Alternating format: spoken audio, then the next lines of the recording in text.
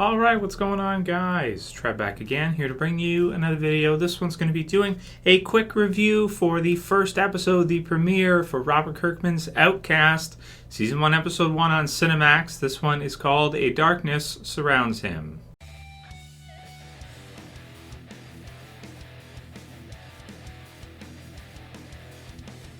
And spoiler warning, if you guys haven't seen the premiere for Outcast yet, I'm going to put the link in the description so you can check it out. It is uploaded on YouTube, so you can actually watch the whole thing on YouTube via Cinemax. It's where the show is. And the first episode, when it actually airs, normally not posted on the internet, is June 3rd, 2016. And then there's, weekly June 10th.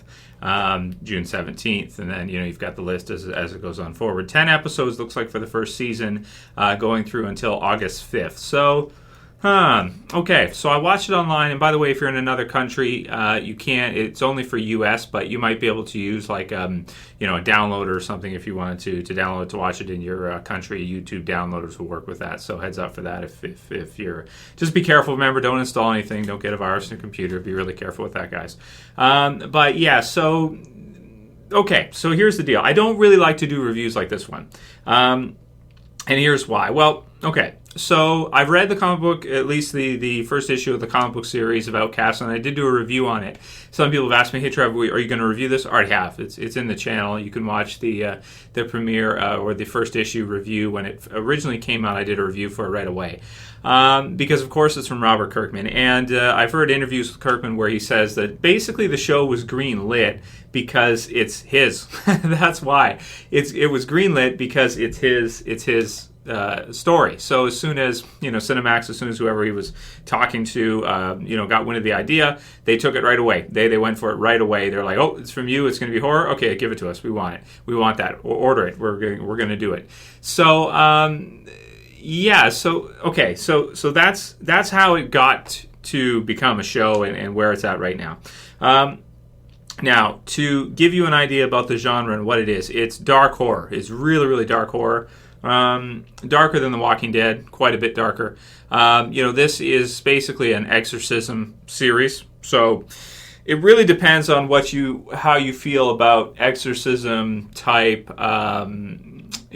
movies, The Exorcist and shows and horror movies. There are so many exorcism horror movies because they're pretty easy to make. They don't cost that much to actually make. Hollywood can pump them out, B movies and this type of deal. There's some that for Halloween are heavily promoted and they put more into and that, and they've been released over the years. So it really depends on what you think about the genre and if you like that genre. If you like the exorcism type stories, if you like the idea, if you ever saw Constantine, the TV series, that gives you kind of a good indication of what you can expect from this type of story. So it depends if you like that or not. If you're not into really dark horror and seeing a kid headbutt a bug on the wall, so the point where there's blood coming down his head and everything, and go crazy and eat his finger, or just be possessed, so to speak. He does all kinds of crazy shit and attacks people and goes nuts and everything.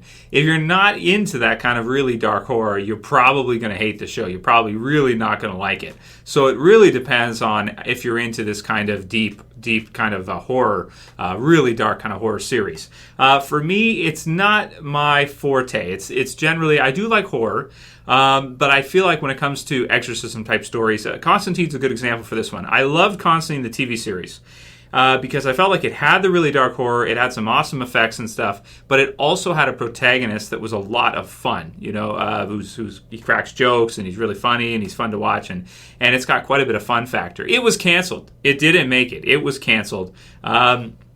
It didn't become a long-running show. And I think it might be because this genre is so played out and there's so many movies and everything that have been released like this that it's not that unique. Whereas something like The Walking Dead or Invincible, I feel like is a little bit more, a little bit more unique. Well, maybe not Invincible. Walking Dead certainly is. There's not much out there like it, even though there's a good amount of zombie movies. But Exorcism, I'd say, is even more common. So in terms of execution of how the episode looks, is beautiful. It is absolutely gorgeous. The intro is amazing. You see the buildings flipped upside down and kind of this idea of inversion, which is kind of like a evil kind of a satanic type of thing. They like to invert things. Play music backwards, like if you like to listen to the Beatles, Number 9, crazy shit. Or stuff this is stuff that's actually been released. You can listen to all this crap online if you want to. It'll mess you up and give you nightmares and stuff.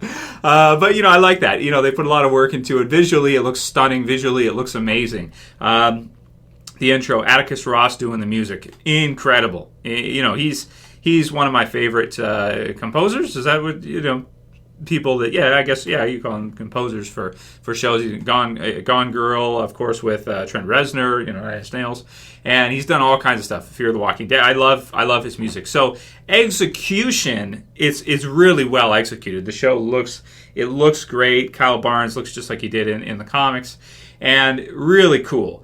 They also have some, like, for example, darkness surrounds him. The description is, Mother was possessed by an evil spirit. He goes to help a priest who performs an exorcism on a young boy. You have some, Kyle kind of being by himself. He's not. He's very kind of reserved. He's very outcasted. He doesn't really socially fit in with others. He doesn't like to try to, and he's not taking very good care of himself. So dealing with some guilt and inner demons and stuff, and he's pretty messed up. He's gone through a lot, and it looks like in the series he's going to go through a lot more. So. Yeah, aside from that, the effects on the kid, I felt like were okay. They were a little bit, they were all right. The visuals from the intro and stuff, I thought they might be a little bit better. But they were good. It depends what you think about exorcism. If you like that, if you're into that, then you might really be into the show because it's executed great and it looks amazing and it could have potential.